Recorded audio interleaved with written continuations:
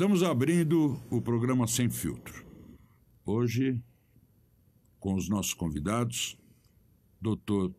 Fernando Lobo, Dr. Marcelo Pegoraro e a Ana Cláudia Graff, que é ativista independente.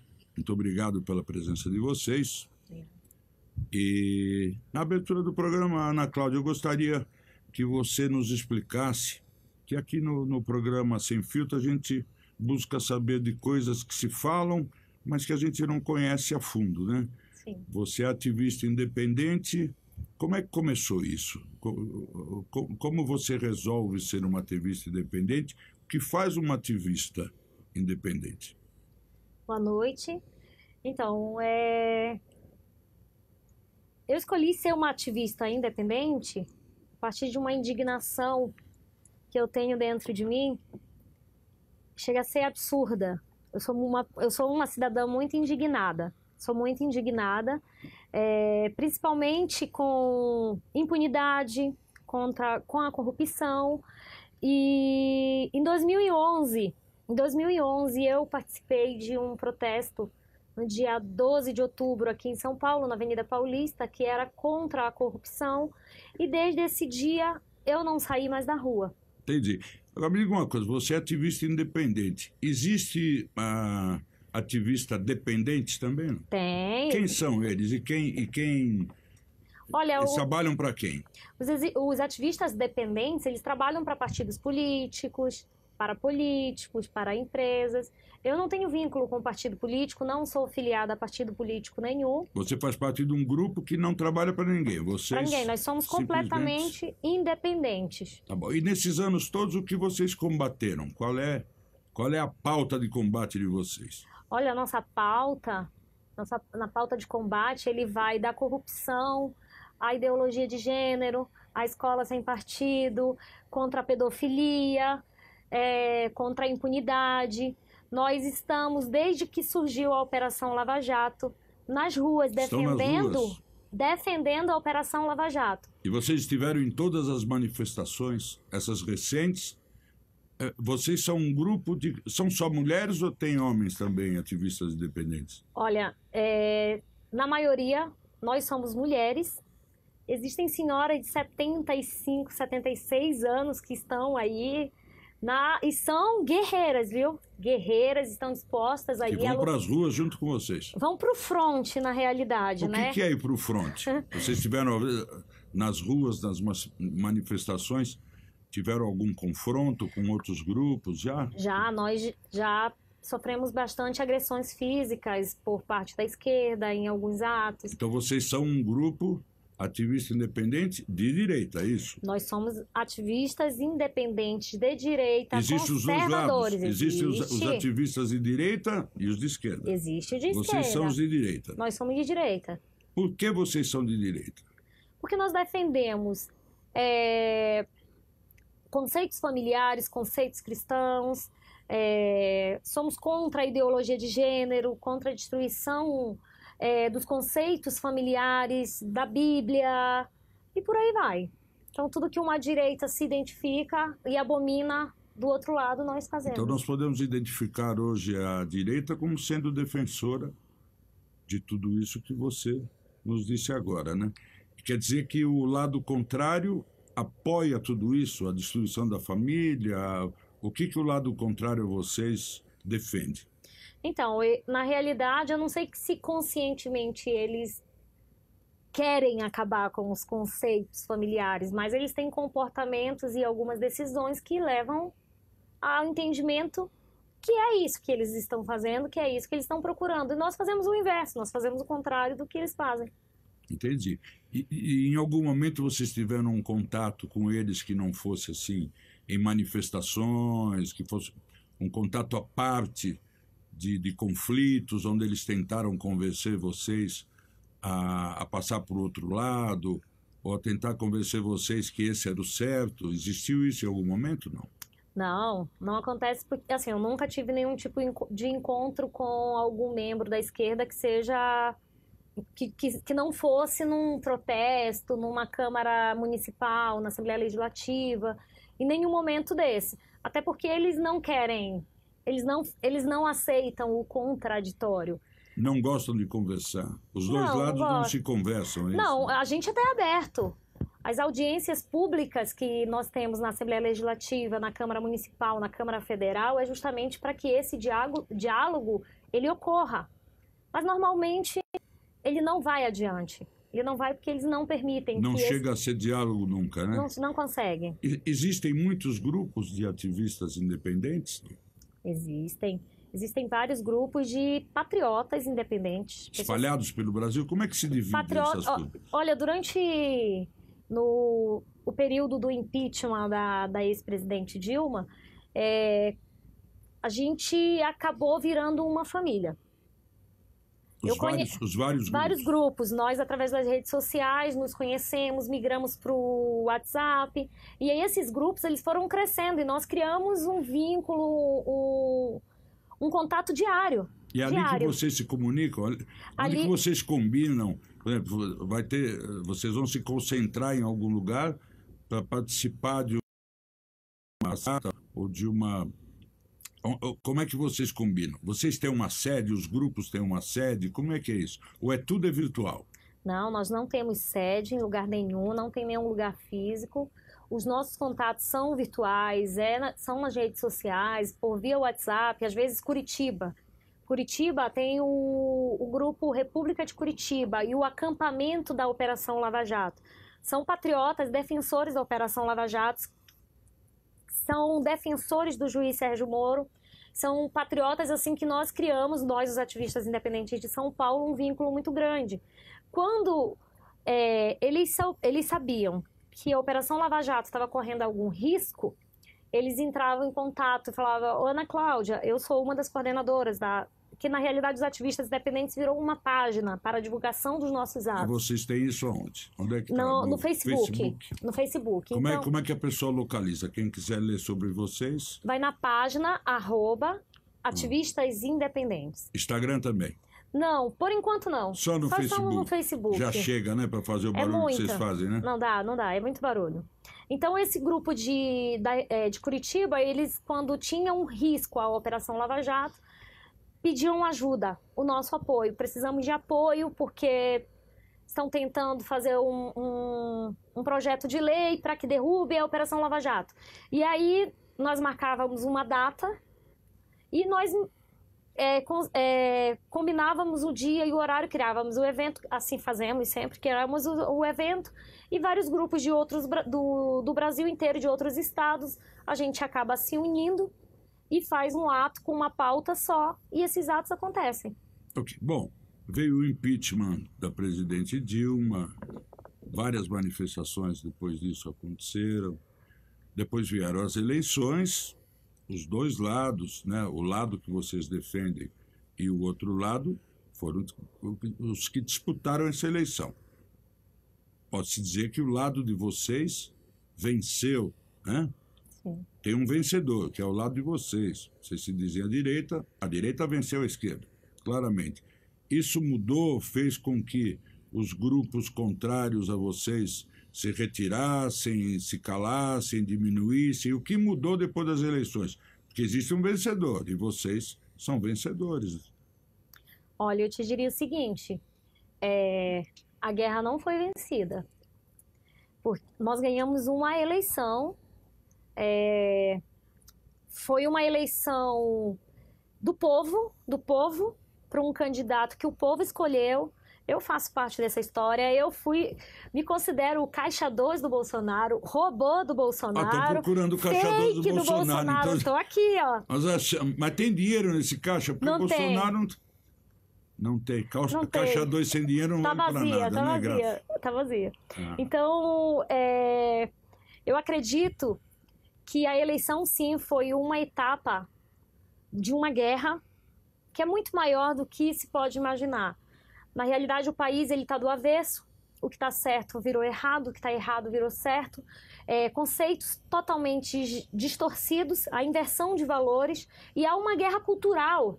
Há uma guerra cultural que eu acho que ela é muito mais séria do que a eleição. Sem dúvida. Nós aqui também estamos em busca disso. Não adianta dizer, não, as eleições acabaram, o presidente Bolsonaro venceu, no Rio de Janeiro vão dar tiro em arma, aqui no fogo da chuva. Não, tem muita coisa que não foi explicada. Sim. E o programa Sem Filtro nasce exatamente para saber como é que isso vai acontecer, como é que vão ficar as coisas que nós não temos a menor ideia. Tem coisas que a gente não sabe nem o que é. O que você considera em prioridade, assim, em prioridades, os maiores riscos que existem nessa guerra? Riscos que eu digo, coisas que podem acontecer que não mudem. Então, eu vou te falar o que eu acho que estava prejudicando e prejudica muito a população brasileira é a questão da segurança pública. Criou-se uma esperança no povo brasileiro que a partir de 2019 isso vai ser mudado. Mas é uma guerra muito difícil. De que maneira é uma você guerra acha muito que difícil. O que vocês esperam, por exemplo, o grupo de vocês, um grupo muito honrado nessa luta, né, que Sim. foi vencida, vocês têm uma expectativa que a questão da segurança seja resolvida de que maneira? Olha, eu quero até parabenizar o presidente eleito Jair Bolsonaro por ter colocado o ministro juiz Sérgio Moro na segurança, né? Ali para comandar a justiça brasileira. Então, nós esperamos que as leis elas sejam endurecidas no combate à corrupção, no combate ao crime, no combate à violência contra a mulher. Então, a maioridade penal que ela caia. Mas então a nossa luta agora, depois de vencida as eleições, parece que não é bem uma luta, né? Mas é fazer com que o judiciário agora haja de maneira diferente, é isso? Que as leis, que tenham mudanças nas leis, né? A gente espera que realmente haja mudanças na lei. Ou que se cumpram as leis, porque a gente vê muito bandido e preso. Nós temos até um grande amigo, doutor Palumbo, que é o delegado titular do GAR, que ele diariamente está nas redes sociais dizendo: ontem eu prendi 5, soltaram hoje. Então, isso aí tem que acabar com a audiência de custódia. Essa audiência de custódia é simplesmente uma palhaçada, é uma afronta à justiça, é uma afronta ao delegado, é uma afronta ao agente que está lá na rua, prende o vagabundo após cometido um crime, minutos depois ele vai para a audiência de custódia e ele é solto. E essa audiência de custódia, ela não é para simplesmente mostrar que aquele canalha cometeu um crime, é para desmoralizar a polícia. Querem saber se o policial agrediu o vagabundo, se ele foi beliscado, se ele foi colocado direitinho na viatura. Que é isso? Essa é uma inversão de valores, de conceitos que tem que ser quebrado e tem que ser destruído. Bom, falando em justiça, nós já partimos para uma outra ala da nossa sala, né? Está aqui o doutor Marcelo Pegoraro, o doutor Fernando Lobo, que devem estar loucos para se manifestar a respeito disso tudo. Mas eu iniciaria perguntando ao doutor Fernando Lobo a questão do juiz Sérgio Moro. Eu também comemorei a indicação dele ao Ministério da Justiça e Segurança, mas eu pergunto ao doutor Fernando Lobo: a justiça e a segurança não são duas coisas distintas, doutor? Quem faz justiça faz também segurança? Me parece que a segurança vem antes da justiça, né? A justiça, existe que a primeira coisa que qualquer estudante de direito tem que saber quando entra na faculdade é que a função do direito não é fazer propriamente justiça, é estabilizar situações.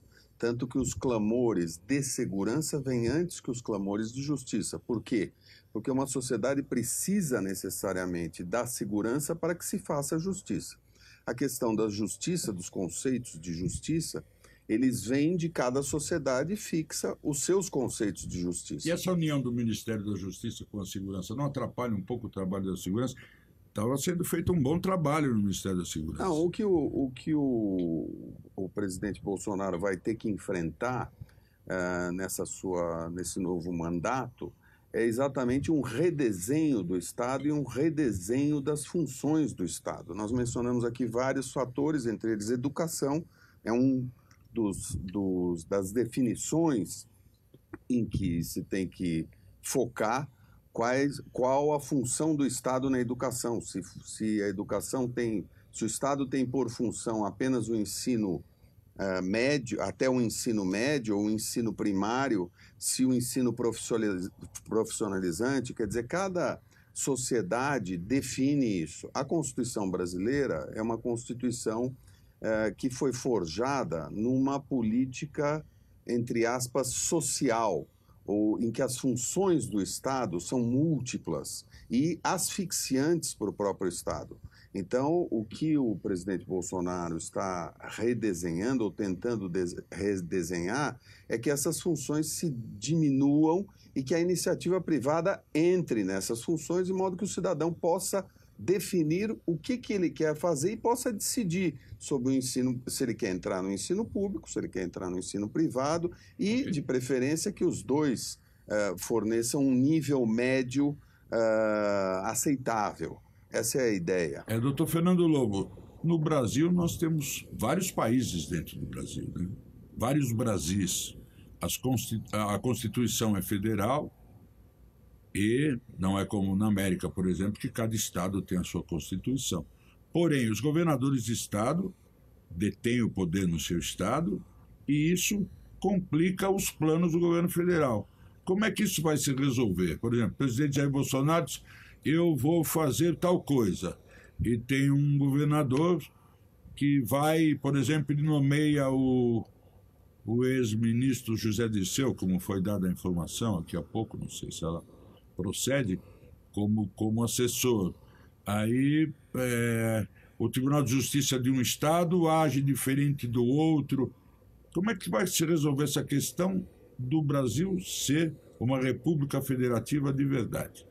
Então, o que distingue as repúblicas federativas de outras repúblicas unitárias, como é o caso da França, por exemplo, o caso da Itália, é exatamente essa descentralização do poder. O federalismo ele prega exatamente uma descentralização do poder, de modo que o poder resida nas comunidades.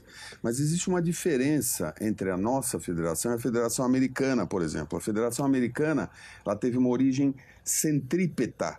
Ela veio dos estados para a União. Os estados constituíram a União. A nossa teve uma federação, um modelo de federação centrífugo, ou centrífuga, que vem da União para os estados. Então, isso nós vamos ter uma certa dificuldade. O presidente Bolsonaro revela que tem conhecimento disso e de todos os problemas decorrentes dessa distorção, mas nós vamos ter que, dentro de um modelo, de uma concepção moderna e liberal, em que se separam as atividades do Estado e as atividades privadas, em contrapartida dos Estados socialistas, em que não existe uma distinção, o cidadão é mero funcionário do Estado e está sempre a serviço do Estado. O que distingue esses modelos é que a nossa concepção é uma concepção liberal, de Estado democrático de direito. E aí, por ser democrático de direito, o pressuposto é exatamente o pluralismo de ideias.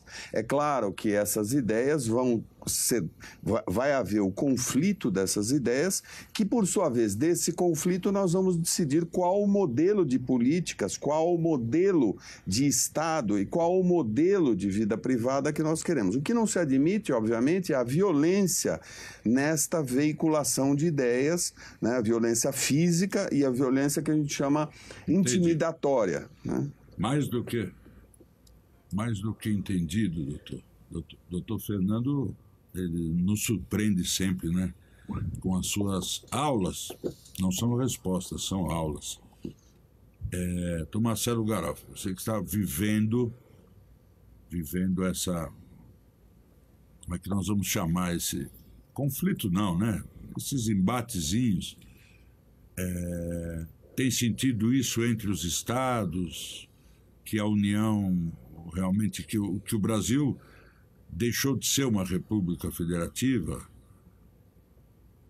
Bom, na verdade, o que a gente tem que ver é que o nosso presidente eleito, Jair Bolsonaro, a dificuldade dele em fazer com que esse Brasil, né, que é um Brasil de todos nós, tanto do Nordeste, do Sul, nós somos os brasileiros, entendeu? Então, o que ele quer, na verdade, é a união do nosso povo brasileiro e acabar com essa divisão que foi feita durante todo esse período. Mas isso é possível? O Nikkei É não possível, pode... sim, é possível. Se no futebol a gente não consegue sentar numa mesa de um restaurante e conseguir ter uma amizade. Hoje você vê jovens aí que não se cumprimentam porque um está com a camisa de um time. Imagine a ideologia.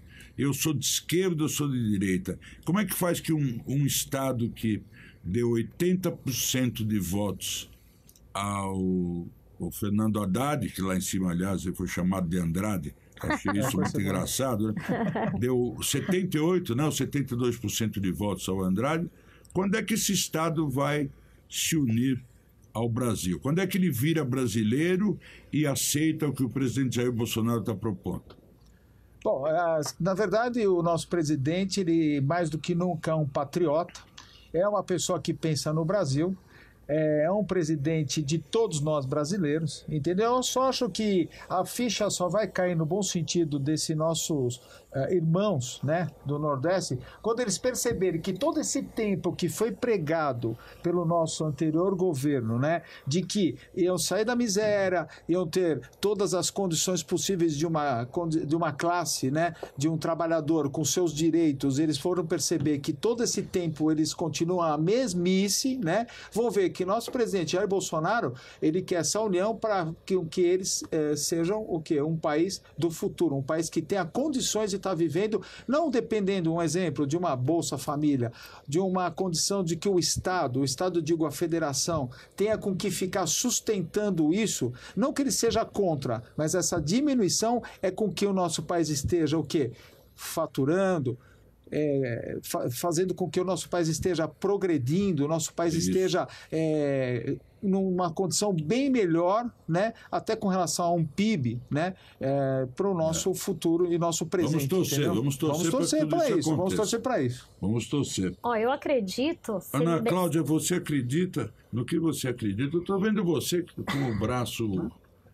Tem uma pequena... Você quebrou o braço? Nada, isso aqui é... Na verdade, assim, esse foi o presente que a Ana Cláudia, como uma lutadora, uma batalhadora pelo o conservadorismo, né, contra algumas coisas da nossa esquerda, né? Ontem, o presente que ela ganhou na Alesp... Você para de nos enrolar que o programa aqui... Na Assembleia Legislativa, no dia 13 de ontem. Esse foi um presente que ela ganhou para tentar evitar a escola sem partido, que a pessoa com essas ideologias totalmente errôneas. Esse é o que ela ganhou. O que ela ganhou o presente dela, por ser uma de nossas bandeiras. É uma de nossas bandeiras. Mas o que aconteceu?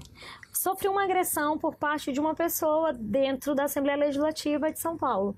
Que, na verdade, está sendo apurado através da abertura de um inquérito policial, que ela acabou de vir do Instituto Médico Legal, que ela foi fazer o exame de corpo de delito, e quem sabe agora nós vamos apurar a culpabilidade, que quer seja dolosa, né? Aí fica o cargo da autoridade policial, Ministério Público depois, mas que isso não está sendo justo, por uma questão da gente somente estar tentando resgatar, retomar esse país nas nossas mãos para acabar, para extirpar essa questão da ideologia, do comunismo, socialismo, que nós estamos cansados. Mas eu digo o seguinte, num local onde existem dois lados contrários, né, às vezes isso acontece, porque você tem que puxar a sardinha para o seu lado, mas tem o outro lado também. Então, às vezes, tem uma discussão, sai um empurra, sai um tapa. Logicamente que depois a justiça vai definir se houve um crime por parte de um ou parte do outro. Mas a briga vai sair mesmo, né? Sim. Mas isso aí saiu aonde? Onde foi essa confusão?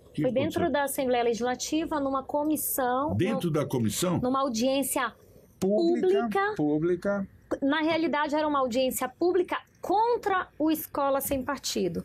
Eu sou favorável ao projeto Escola Sem Partido. Aí, resumindo, o pau comeu.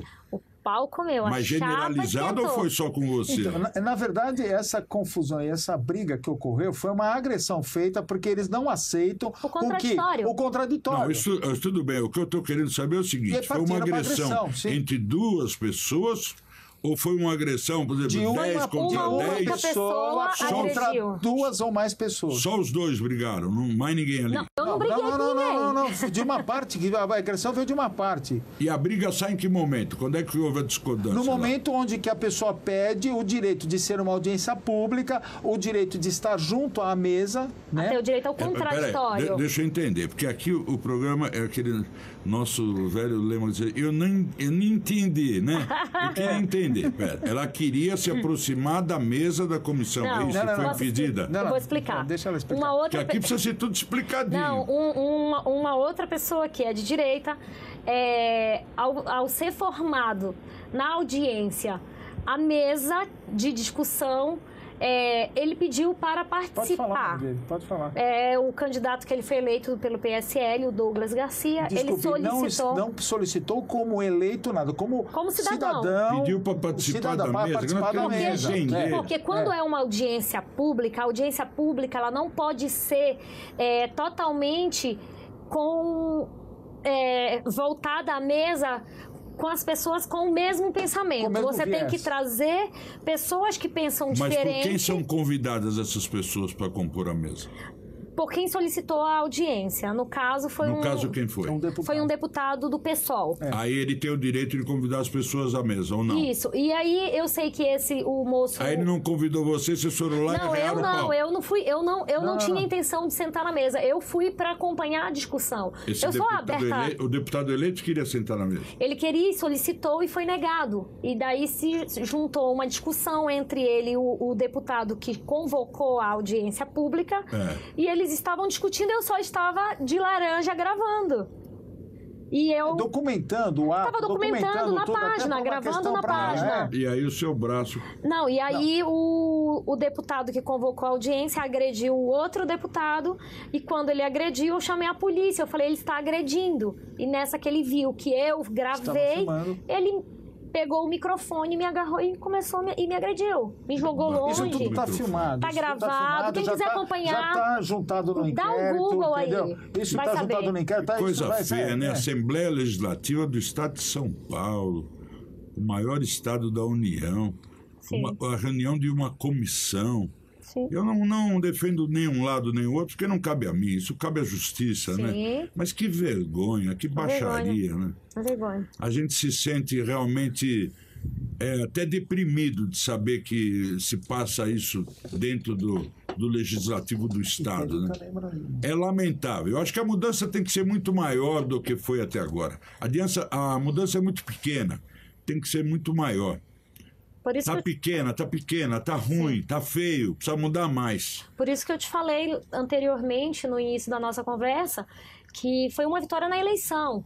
Mas a guerra é uma guerra cultural mudou. Absurdamente Mas nós estamos aqui por causa inimaginável. Disso. Nada mudou. E nós estamos querendo saber o que muda e quando muda. Até agora não mudou nada. Sim. Nós acreditamos no presidente Bolsonaro, né, doutor? Sim. A discussão que verdadeiramente interessa é a discussão sobre como deve ser o nosso ensino. Sim. Quer dizer, na verdade, essa discussão é totalmente desviada por uma briga inútil e em que acabamos não discutindo o que temos que discutir. Mas aqui nós não vamos desviar. Então nós queremos saber, muito bem lembrado sempre pelo doutor Fernando Lobo, nosso guru. Nosso guru. Escola sem partido. Vamos falar da escola sem partido.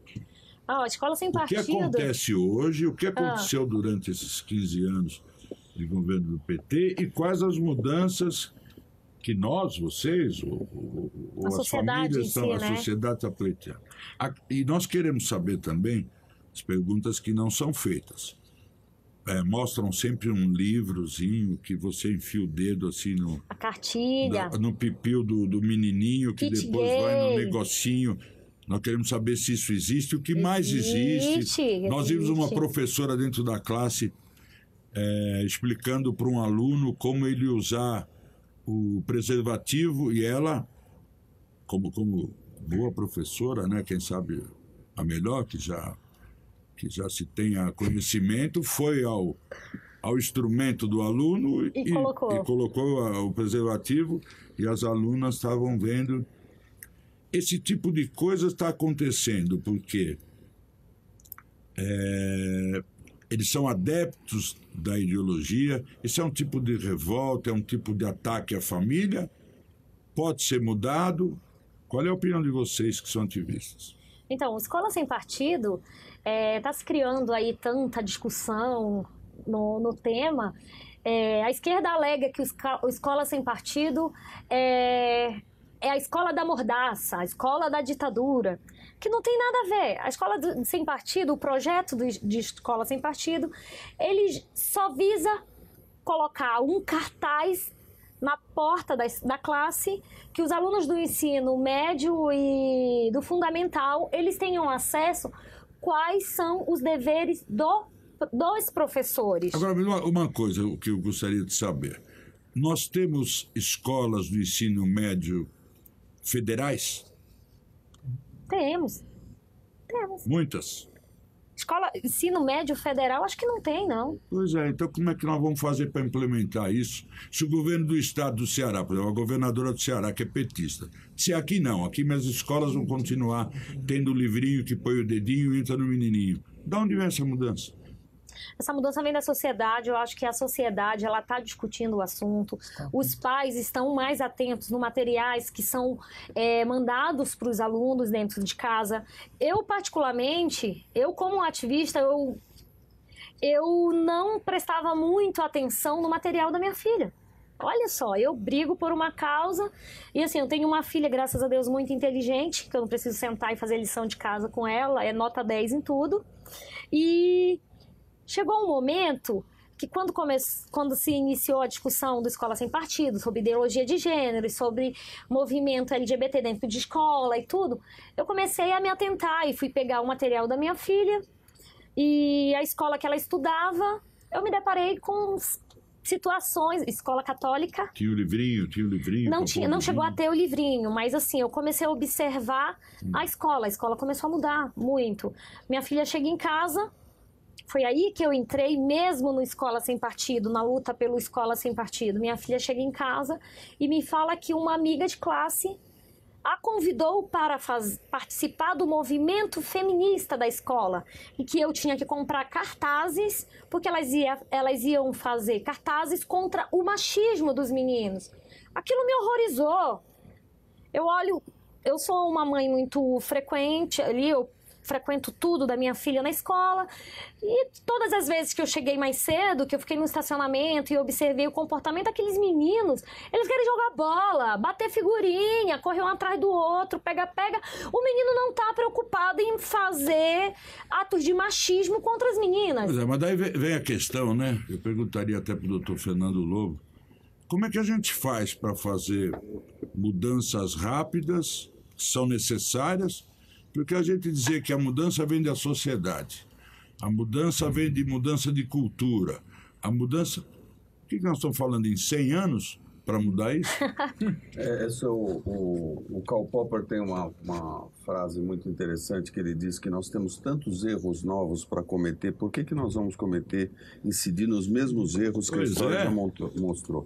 Essa questão sobre a função do ensino, ela remonta da Grécia Antiga.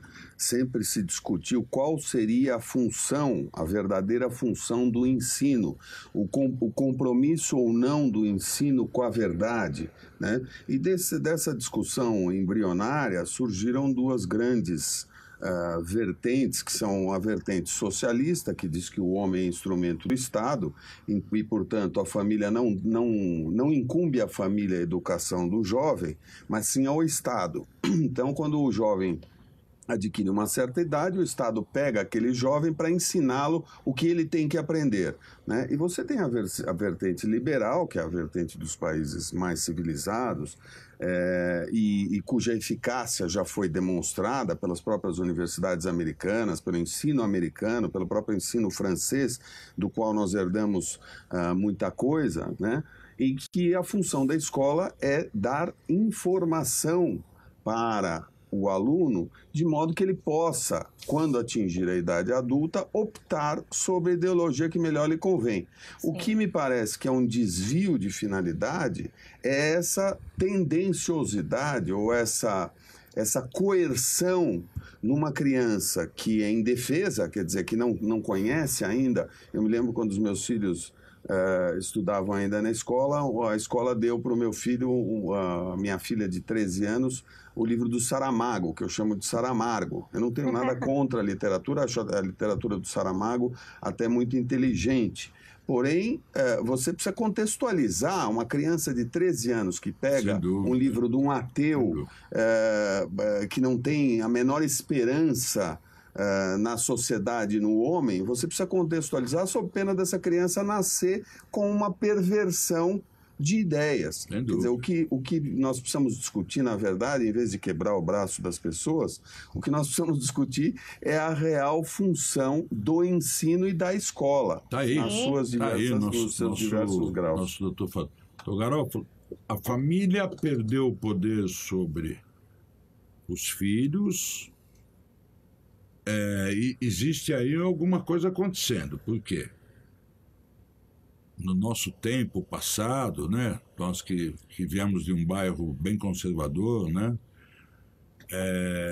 não existe mais aquele pai que vai à escola e diz: o senhor falou tal coisa para o meu filho, e aí sim, muitos braços se quebravam.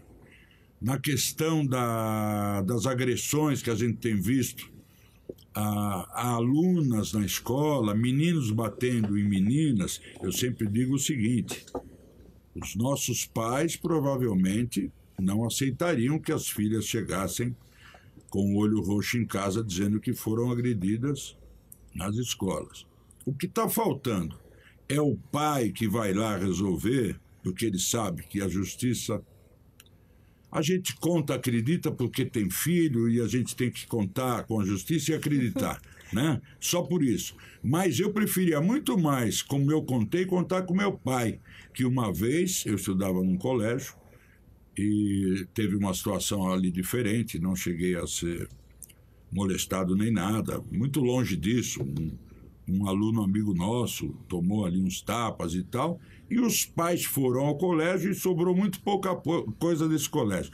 Então está faltando a interferência da família, ou os pais mudaram, ou a família mudou, e isso não tem solução. Se foi o modelo de família que mudou, não vai solucionar nunca, porque a figura do pai é quem ia lá e resolvia. Depois a justiça entrava, depois a delegacia entrava, depois o juiz vinha, mas o pai de família ia lá e impunha antes a vontade dele: ao meu filho você não vai mostrar esse livrinho porque eu te quebro no meio. É assim que os pais conservadores agiam. O pai hoje está mais maleável, ele está mais para ir no happy hour.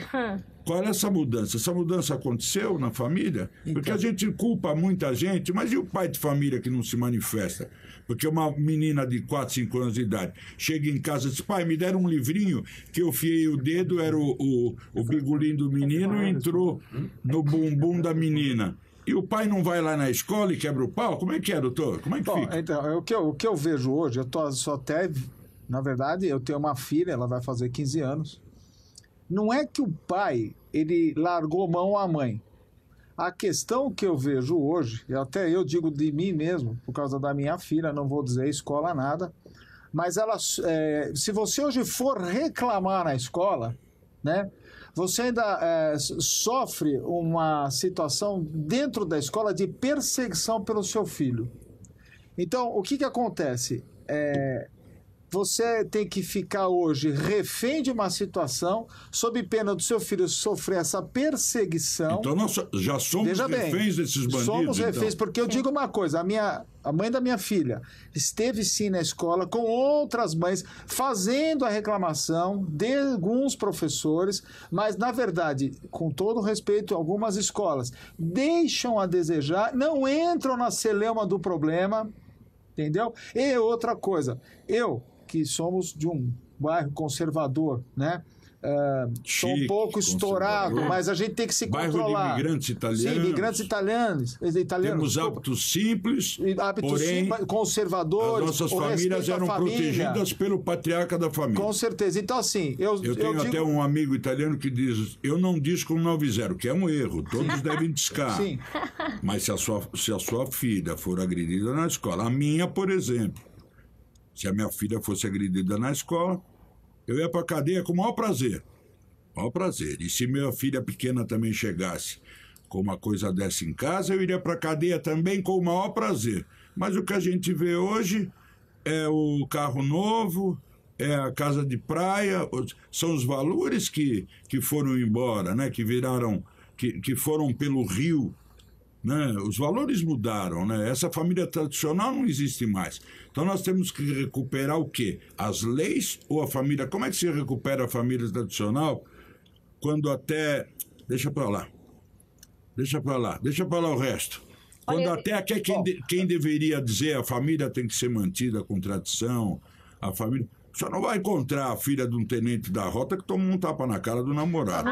Se eu encontrar, o senhor traz aqui. Não vai, porque eu acho assim, existem algumas exceções, sim. Hoje, às vezes os pais acham que a escola tem que educar. Não, a educação vem de berço, vem de dentro de casa. A escola é um complemento, o que eu penso. Digo para minha filha, a escola está lá para você aprender, para ensinar.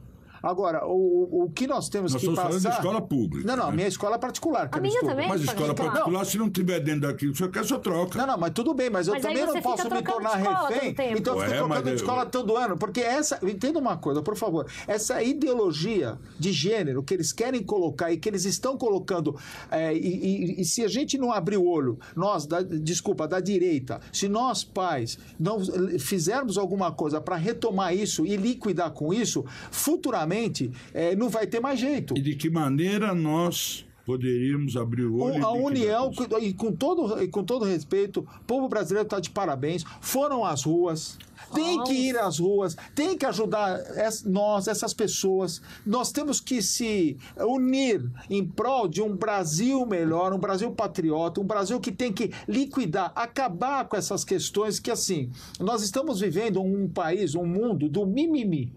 No nosso tempo... Quando o senhor disse temos que nos unir, é esquerda e direita? Não. Unir aqueles do bem. Não, essa união não vai ter, porque... Mas nós estamos unidos, já não foi ganha uma eleição. Veja bem, essa união não é que nós não queremos. Essa união não é que nós não queremos. Nós só queremos expor o que é certo para nós e que, se seja errado, você sustente, nos mostre, nos demonstre que isso está errado. A partir do momento que, se você conseguir demonstrar que eu estou errado e que aquilo é melhor, ok. Mas até então, isso tudo foi provado nesse tempo todo que eles mais erraram do que acertaram. Então, o que nós precisamos dessa nossa união? De ir sim para a rua. Outra coisa, com relação à escola, novamente, por uma perseguição da minha filha, porque o que eu disse a ela? Se você repetir porque você não estuda e você tem algum problema, é uma coisa. Agora, você repetir de ano porque você está sendo perseguida por professores, sofrendo uma perseguição dentro da escola, e que a escola também não está nem aí com isso, porque o importante é o receber, é diferente. Bom, aí nós chegamos num ponto que é o seguinte: está sendo perseguida por professores. Então, o problema que nós temos aí são os professores. Isso não tem como mudar. Como é que você vai mudar? E aí que entra o Escola Sem Partido. Aí que entra. O Escola Sem Partido, ele vem mostrar que o professor, ele não pode doutrinar o teu filho. Nem para ideologia. Regras ao professor. Ele não pode... Eu, como mãe e evangélica, eu jamais aceitaria que o professor da minha filha ensinasse outra religião e tentasse doutriná-la para outra religião. Religião, sexualidade, escolha, opções sexuais, religiosas. O que a família tem que ensinar é papai e mamãe. Eu quero que o professor, que eu coloque a minha filha na escola, ele vai ensinar matemática, português, história e somente isso. Educação, eu me dou o trabalho com muito prazer de educar minha filha, de ensinar os meus valores, os meus princípios. Ela, quando tiver a maioridade, ela vai decidir a opção sexual que ela queira escolher sem imposição nem do professor e nem meu. Agora, ela tem que ser livre. Ana Cláudia, não é mais fácil dizer o seguinte, porque no Brasil a gente rodeia nas coisas. Quem manda, não é mais fácil dizer, o senhor é professor de matemática, o senhor ensina matemática. Sim. Se o senhor ensinar uma palavra de português, o senhor está na rua. Porque tem não que é partir assim da que se age, escola. eu não entendo. Mas tem que partir Não. da Como é que faz, escola. doutor Fernando Lobo? Não, essa divisão, ela sempre ela é até intuitiva, de que a moral se ensina em casa, tá certo? Sim. E as ciências se ensinam na escola.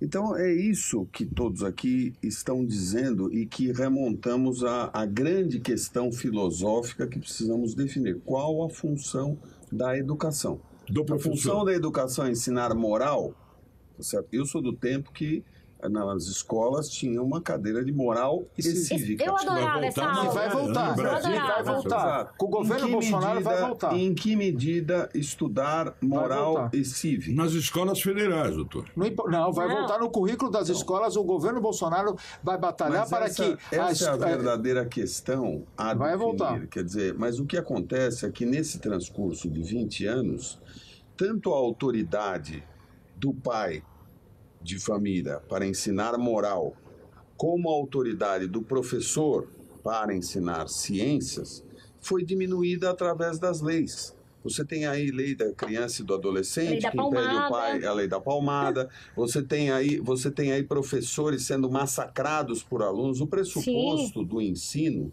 é exatamente que a pessoa ensinada se submeta ao mestre.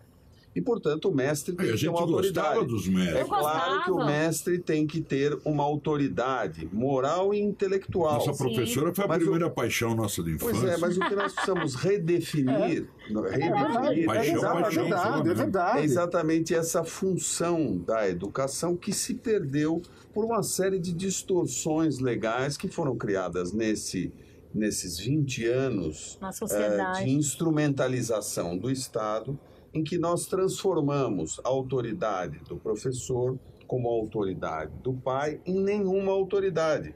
Então, a geração das crianças desses 20 anos que se passaram é uma geração nula, que não respeita a autoridade. Então, quando se reclama hoje, o brasileiro não respeita a lei. Por quê? Ele não aprendeu em casa e na escola a respeitar a lei. Mas se eu na América... Se quem lhe ensina Não o respeita. respeito às ciências e o respeito à moralidade, à família das outras pessoas, porque hoje não se respeita a família, as outras famílias. Mas no Brasil, Exatamente. se eu tiver, por exemplo, em Nova York, eu não respeitar as leis, eu vou para a cadeia.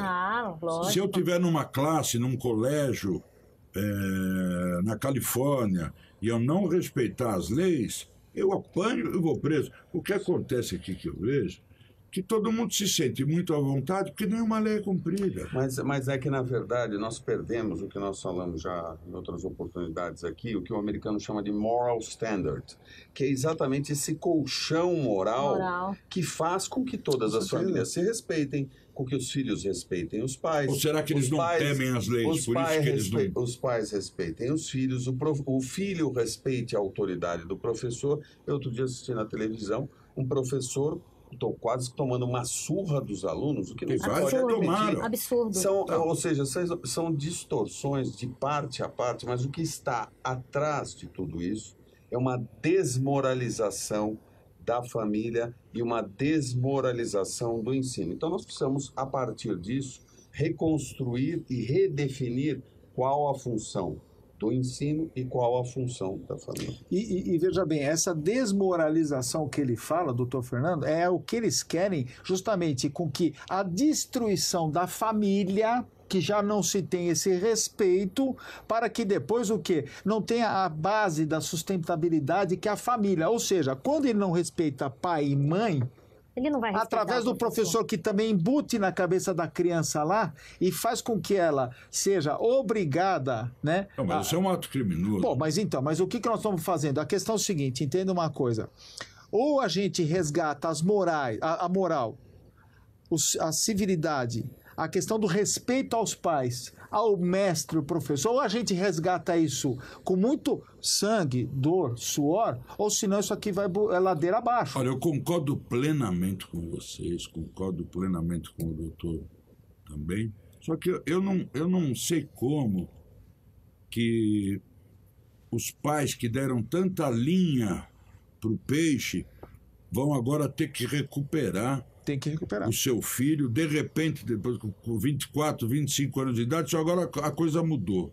Agora você vai me respeitar, agora você não vai trocar mais o seu carro importado todo ano.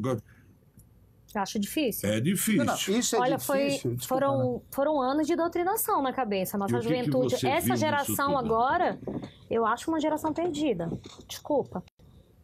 Meninos de 15, 16 anos agridem senhoras na rua, xingam o professor, Não se interessam xingam por o pai, nada. não Sim. querem saber com nada. Então nós podemos dividir a culpa entre o professor e o pai de família? Sim, o pai que também não punia um filho Você quando tá o vendo? Nós filho estamos cometeu falando o erro. verdades aqui que não são ditas, né? Então, Porque o professor é culpado, mas o pai de família também é. tem muito pai que largou filho. Pois é, Tem então. muito pai que largou Sim. filho, achou que o seguinte, olha, você E aí não existe você quer um direita nem iPhone, tá esquerda, aqui, ó, né? o iPhone 8 você quer? Toma Isso, aqui. pois é. Aí o Então. menino se torna um folgado, não faz absolutamente na vida, criamos uma geração do neném, não estuda, não trabalha, não faz absolutamente nada e vive na dependência do papai e da mamãe. E, na verdade, quando pega um pai que nem eu, né, que sou rígido, muito embora separado, mas amo minha filha, aí você é colocado, entre aspas, de louco, desequilibrado, que nem você não pode educar teu filho, porque assim, qual de nós aqui não levou um tapa ou um puxão, um castigo do pai e da mãe? Eu agradeço meus pais e minha mãe do que os castigos do que eu apanhei. Pouco mais que seja, porque eu tenho respeito, educação. E né? apanhamos na escola também. Opa! Entendeu? Bumbum E vermelho. apanhamos. Olha, Então. gente, a conversa está muito boa, a gente se estenderia muito mais. Quero agradecer mais uma vez ao Dr. Fernando Lobo pela gentil sempre presença, sempre nos dá uma aula, né? É um aprendizado, viu? Professor do Fernando Lobo é um aprendizado. A gente gostaria de ouvir, ficar escutando ele falar horas. Do Marcelo Garofa, muito obrigado pela... Pegoraro, desculpa. O Garofa falou, vou encontrar agora no Palmeiras, eu vou sofrer junto com ele. Vamos lá, hoje nós temos que ganhar, viu? Ana Cláudia, sinto muito que isso tenha acontecido com você. Imagina. Realmente não é a maneira que a gente espera que as coisas se resolvam, muito menos entre um homem e uma mulher. Sim. Nós somos do tempo que um homem e uma mulher tinham outro tipo de atitude. Sim. Né? Nós cansamos, né, doutor Fernando, cansamos de apanhar às vezes. Eu até da minha ex-mulher, que é mãe dos meus filhos, tomei 2 butinadas na que sangrou. Nós não tínhamos esse hábito nem de reagir e nem de agredir. A gente não sabe de onde vem essas coisas, né? Que tipo de pessoas são, mas nós condenamos esse tipo de atitude e, infelizmente, nós somos obrigados a conviver com isso. Para nós é chocante, é deprimente. Muito obrigado a vocês que participaram do programa. Obrigado, nós. E nós voltamos na próxima semana. Obrigado a vocês que nos assistiram, nos aguentaram, nos aturaram, mas nos ajudem sempre. Enviem perguntas para o nosso endereço e o diretor prometeu que em breve nós estaremos interagindo com vocês. Vocês vão mandar mais perguntas para nós e nós vamos espetar eles mais. Nós vamos querer saber mais. Não adianta querer nos enrolar. Voltamos na próxima semana sem filtro. Muito obrigado.